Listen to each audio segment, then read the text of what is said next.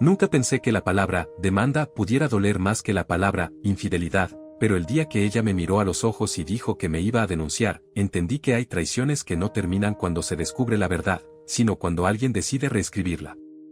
Lo dijo con una calma que me heló la sangre. No estaba gritando. No estaba llorando. Estaba decidida. Sentada frente a mí, con los brazos cruzados, como si ya hubiera ensayado esa escena cientos de veces. Yo todavía tenía en el pecho el eco de haber descubierto su engaño, todavía me ardía la imagen de los mensajes, de las noches que no cuadraban, de las mentiras dichas con una naturalidad quirúrgica. Y aún así, ahí estaba ella, hablándome como si yo fuera el agresor, como si yo fuera el culpable de algo que todavía no entendía del todo. Me dijo que había hablado con un abogado. Que tenía pruebas. Que podía demostrar que yo la había maltratado emocionalmente. Que durante años la había controlado, humillado, limitado. Yo la escuchaba y sentía que mi cuerpo estaba en la habitación, pero mi mente se había quedado atrapada en otra versión de nuestra historia, una que no coincidía con la suya. Una donde yo había sido muchas cosas, sí, distante, cansado, torpe para expresar lo que sentía, pero no ese monstruo que ahora describía. El silencio que siguió fue espeso. No discutí. No me defendí de inmediato. Creo que una parte de mí todavía esperaba que dijera que era una broma, que estaba hablando desde el dolor, que se arrepentiría. Pero no. Sus ojos no titubeaban. Había algo nuevo en ella. Algo duro. Algo que yo no había visto antes, o que me había negado a ver. Nuestra historia no empezó así. Nunca empiezan así. Empezó con risas pequeñas, con planes improvisados, con esa sensación de haber encontrado un lugar seguro en otra persona. Yo confié. Confié de una forma casi ingenua. Construí una vida pensando que el amor era aguantar, ceder, no incomodar demasiado. Ella, con el tiempo, empezó a mirarme como si yo fuera una jaula invisible. Y yo no entendía cuándo había pasado eso. La infidelidad no la descubrí por intuición, ni por sospecha. La descubrí por azar. Un mensaje que apareció en la pantalla cuando ella estaba en la ducha. No lo busqué. No lo esperaba. Pero ahí estaba, brutal y claro. No sentí rabia inmediata. Sentí una especie de vacío, como si algo se hubiera roto sin hacer ruido. Cuando la confronté, no negó nada. Dijo que se sentía sola. Dijo que yo ya no estaba. Dijo que había intentado decirme 1000 veces que no era feliz. Yo pensé que eso sería el fondo. El punto más bajo. Me equivoqué. Porque después vino la amenaza. La demanda. La posibilidad real de perderlo todo. No solo a ella, sino mi nombre, mi estabilidad, mi historia. Me acusaba de haberla manipulado emocionalmente, de haberla hecho sentir pequeña. Usaba palabras que yo nunca había escuchado salir de su boca antes, pero que ahora repetía con una precisión aprendida. Como si alguien le hubiera dado un guión. Esa noche no dormí. Me quedé sentado en la oscuridad, repasando cada conversación, cada discusión, cada silencio. Preguntándome si realmente había sido tan cruel sin darme cuenta. Si el daño que yo creía pasivo había sido, en realidad, violencia. La duda es una forma lenta de tortura. Te va convenciendo de cosas que no sabes si son ciertas. Al día siguiente empecé a recibir mensajes de personas que ya parecían tener una versión armada de la historia. Amigos comunes que preguntaban si estaba bien. Otros que directamente dejaron de hablarme. Ella había hablado. Había llorado donde sabía que iban a escucharla. Yo, en cambio, me quedé callado. Porque nunca fui bueno defendiéndome. Porque siempre pensé que la verdad, sola, se abría camino. No entendí que la verdad también necesita voz. Empecé a sentir miedo. Un miedo adulto, pesado. Miedo a perder mi trabajo, mi casa, mi tranquilidad. Miedo a que su relato se volviera más real que los hechos. Contraté un abogado casi sin pensar. No porque quisiera atacarla, sino porque necesitaba protegerme de una versión de mí que no reconocía. Ella, mientras tanto, se mostraba como una mujer rota que por fin había encontrado el valor para denunciar a su verdugo. Yo veía sus publicaciones, sus frases ambiguas, sus silencios estratégicos. Y me dolía, no solo por la injusticia, sino porque una parte de mí todavía la amaba. Todavía quería entenderla. Todavía me preguntaba en qué punto nos habíamos perdido tanto. Las semanas siguientes fueron un descenso lento. Declaraciones, papeles, reuniones frías donde nuestra vida se resumía en frases legales. Escuchar a un extraño hablar de mi matrimonio como un caso me hacía sentir diminuto. Ella hablaba con seguridad. Yo respondía con cautela.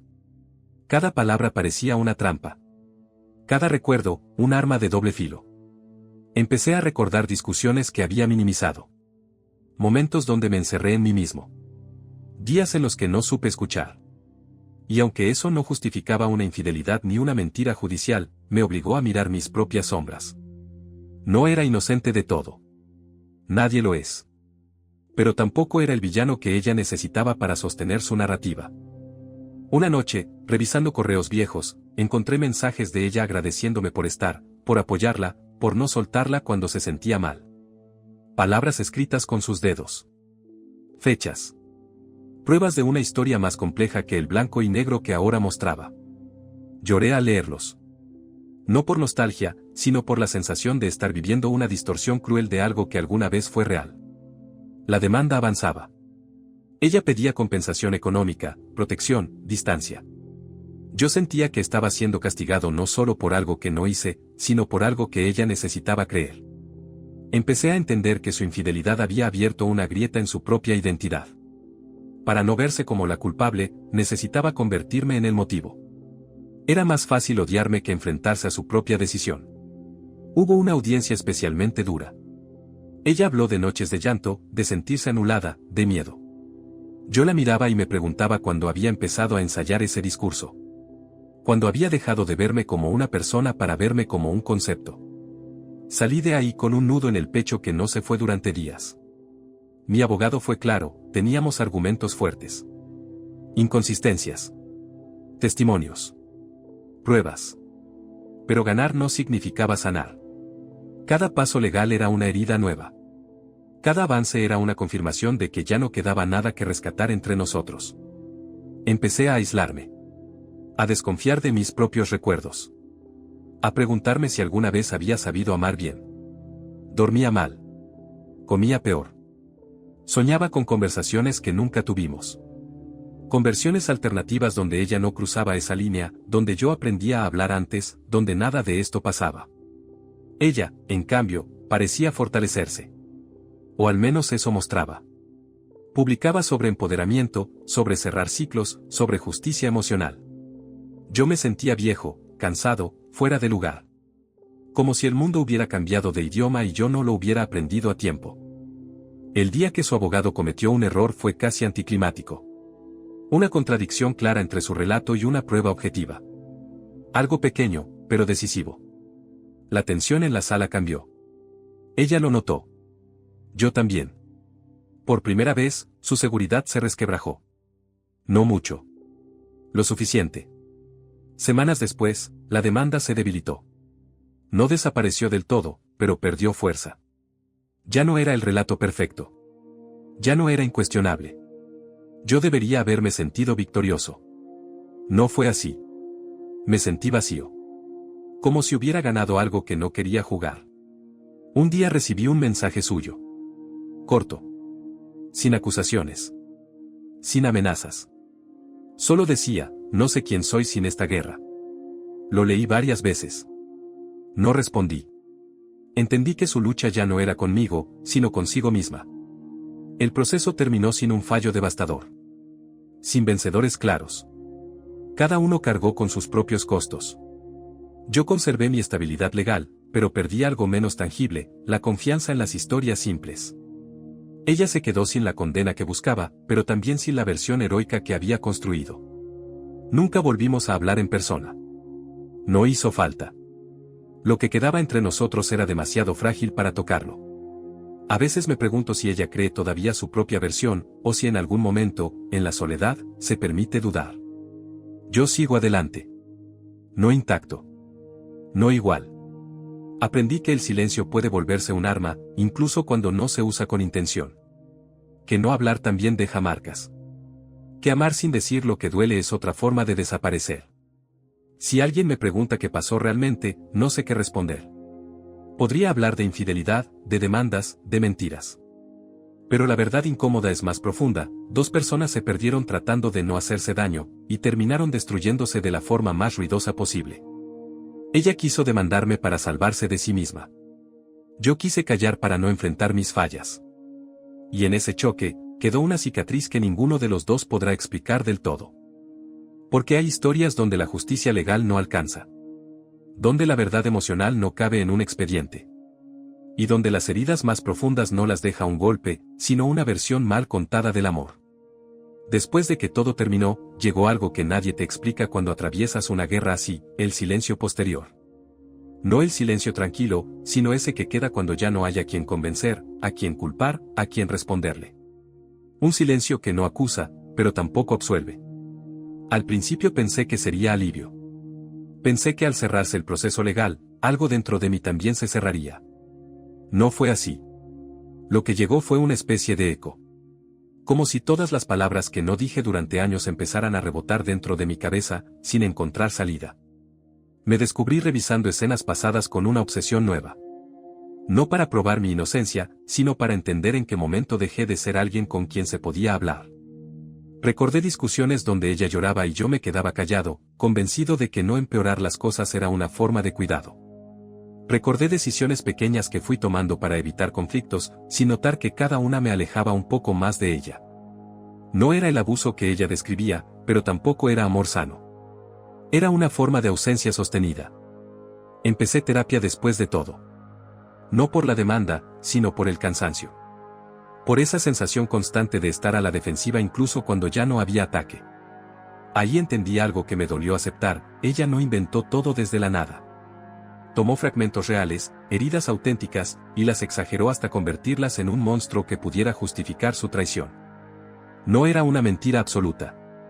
Era una verdad deformada por la culpa. Aceptar eso fue más difícil que defenderme. Porque implicaba dejar de verme solo como víctima. Implicaba reconocer que yo también había fallado de formas menos visibles, pero persistentes. Que mi manera de amar había sido limitada, temerosa, rígida. Que yo también había pedido que me entendieran sin esforzarme por explicarme. Y que eso, aunque no merecía castigo legal, sí había tenido consecuencias emocionales. Supe por terceros que a ella tampoco le fue fácil después. Que la fuerza que mostraba empezó a resquebrajarse cuando ya no había un enemigo claro. Sin la demanda, sin el conflicto, tuvo que mirarse a sí misma. Y eso, para cualquiera, es aterrador. Escuché que dejó la terapia por un tiempo. Que luego volvió. Que algunas noches se arrepentía de todo y otras seguía convencida de que había hecho lo necesario para sobrevivir. Supongo que ambas cosas pueden ser ciertas al mismo tiempo. Yo, por mi parte, aprendí a hablar. No de golpe, no bien, pero aprendí. A decir cuando algo me duele sin convertirlo en reproche. A no desaparecer dentro de mí cuando algo me incomoda. A no confundir calma con negación. Entendí que el silencio puede ser una forma elegante de evadir responsabilidad emocional. Y que quedarse no siempre es presencia si uno no está dispuesto a mostrarse.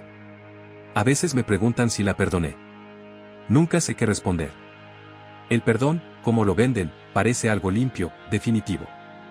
Yo no siento eso. Siento más bien una comprensión cansada. Entiendo por qué hizo lo que hizo, aunque no lo justifique. Entiendo que su infidelidad y su demanda fueron intentos desesperados de no verse como la mala de su propia historia. Y entiendo que yo, al callar tanto, le facilité ese papel. No volvimos a cruzarnos. Tal vez sea mejor así. Hay vínculos que no están hechos para sobrevivir a la verdad completa. Y hay finales que solo funcionan si no se tocan más. Hoy, cuando miro atrás, no pienso en ella como la esposa infiel que intentó demandarme, ni en mí como el marido injustamente acusado. Pienso en dos personas emocionalmente torpes, heridas antes de conocerse, que se prometieron más de lo que sabían dar. Pienso en cómo el amor puede volverse un campo de batalla cuando nadie se atreve a decir lo que duele a tiempo.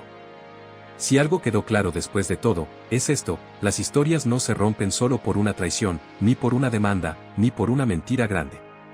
Se rompen por acumulación. Por silencios pequeños. Por conversaciones postergadas. Por esperar que el otro adivine lo que uno no se atreve a nombrar. Ella siguió adelante. Yo también. No mejorados, no redimidos, solo un poco más conscientes. Con cicatrices distintas, pero profundas. Y con una verdad incómoda que ahora sí puedo decir en voz alta, amar sin hablar también hiere. Y cuando el amor se convierte en una guerra de relatos, nadie sale limpio, solo más solo. Ese fue nuestro final. No un fallo judicial. No una reconciliación. Sino la aceptación tardía de que ambos nos perdimos mucho antes de que todo estallara. Y que algunas historias no terminan cuando se cierran los expedientes, sino cuando uno aprende, por fin, a no repetir el mismo silencio con alguien más.